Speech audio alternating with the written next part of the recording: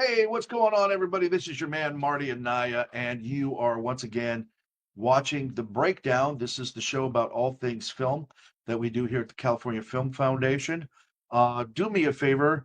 We've got an upcoming film festival called the Sacramento International Film Festival, and I want you to go right there to californiafilm.net and get all the details on this amazing, and I do mean it's going to be amazing, this film festival. It is our 30th annual Sacramento International Film Festival.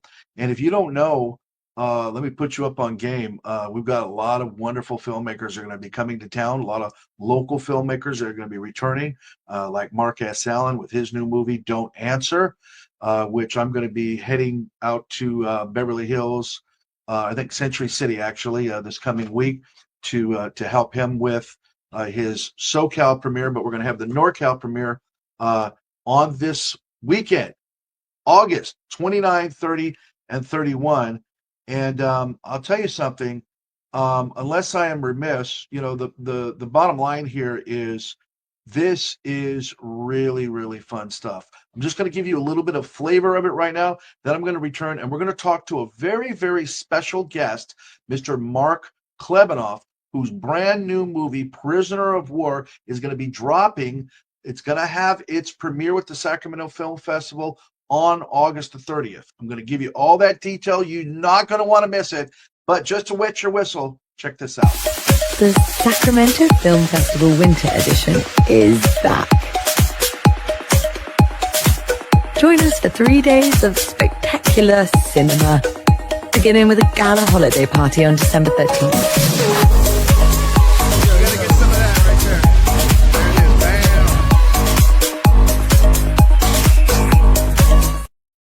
Okay, now that is just a little tiny flavor because that was actually our winter party that we had last winter. But we're going to be doing it again, and it's going to be starting on August the 29th, like I said.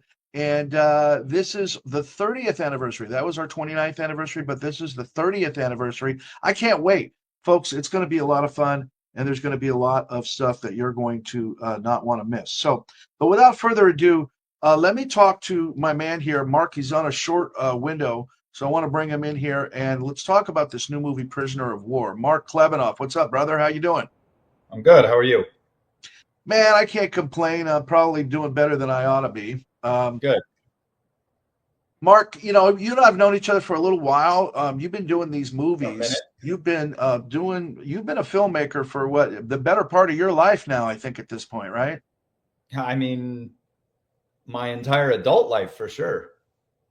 When did you get the bug that said, I'm going to do this crazy profession and decide I want to make movies? I just saw a meme like this morning that summed it up perfectly. I'm like, we got into this business to avoid doing a 9 to 5, but we end up working way more hours than we ever would in a normal job. Absolutely. And I am kind of I don't want to say suffering, right? We pick our lives, but I'm definitely feeling picking up what you're putting down. So what's the reward? I mean, you've been doing this, like you said, the better part of your adult life. Why? Because we're creatives at our core, and we have this inexplicable, sometimes illogical drive to tell stories and be on set and do all these crazy creative things. So, the sad reality is we spend 98% of our time grinding so we can do what we love 2% of the time. Mm-hmm. But, the 2% makes it all worthwhile. Mm-hmm. Mm-hmm.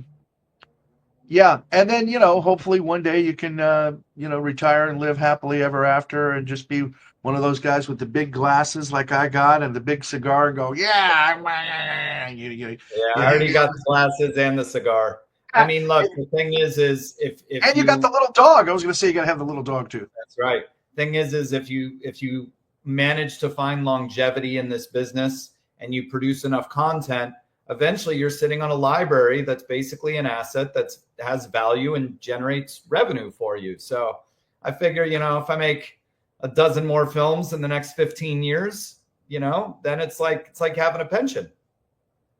I mean, yeah. Not to mention stuff that I can hang my hat on, Yeah, no, 100%. I mean, that's the dream. Um, we have a promo for this new movie that hopefully I can present. It's on our page, so I'm going to try to present it here in a minute.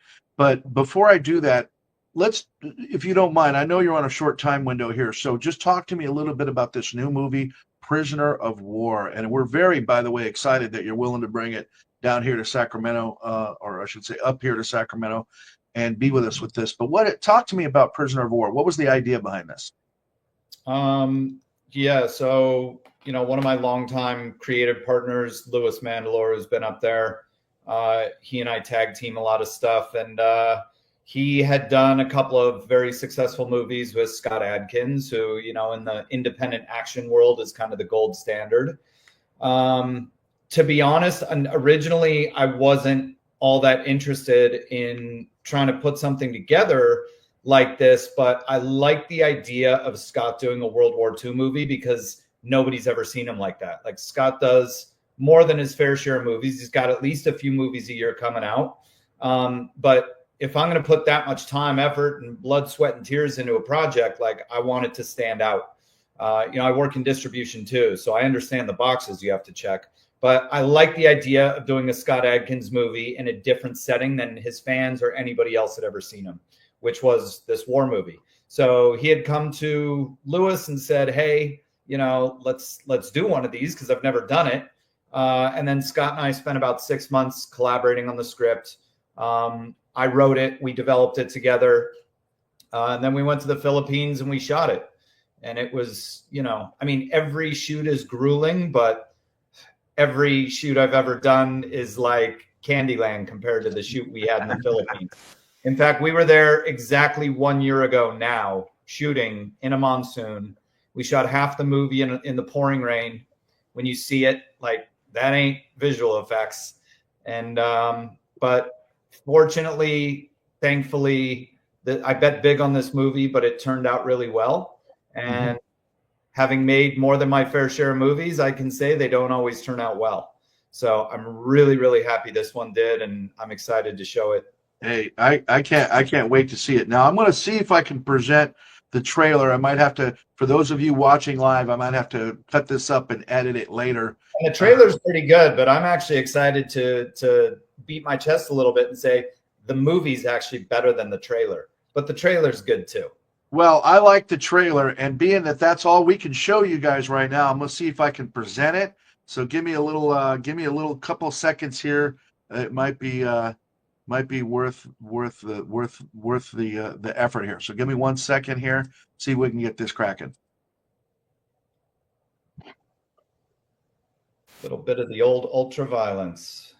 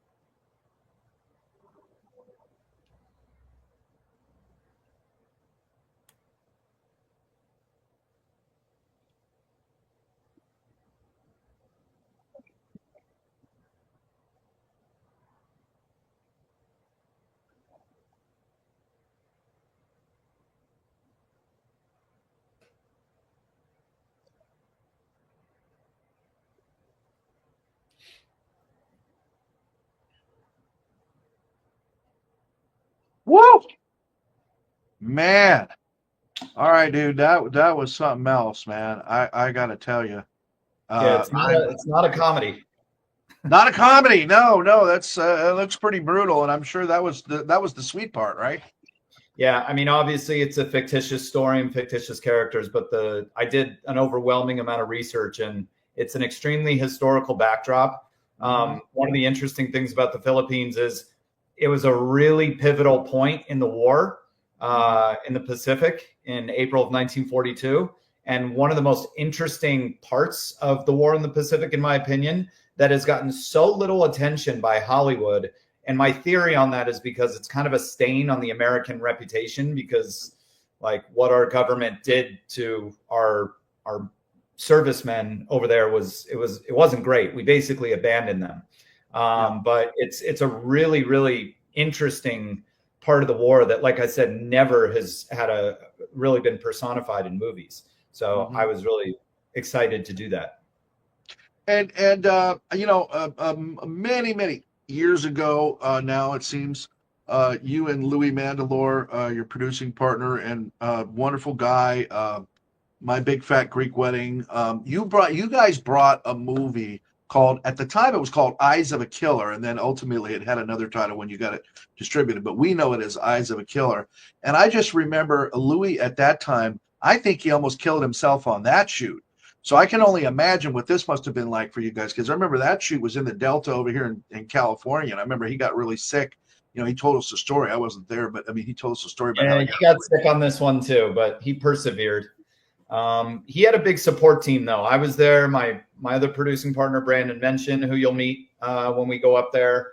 We had a great team that came in from Thailand. We had 200 crew members. I mean, that's the thing. You go shoot in the third world, it's like you have more people than you could ever imagine. So yeah, it was tough. It was brutal, but Stephen Rennie, who was our stunt coordinator and fight choreographer, I mean, one of the best in the business, he made us all look good. So fortunately, he had a big support team to elevate him.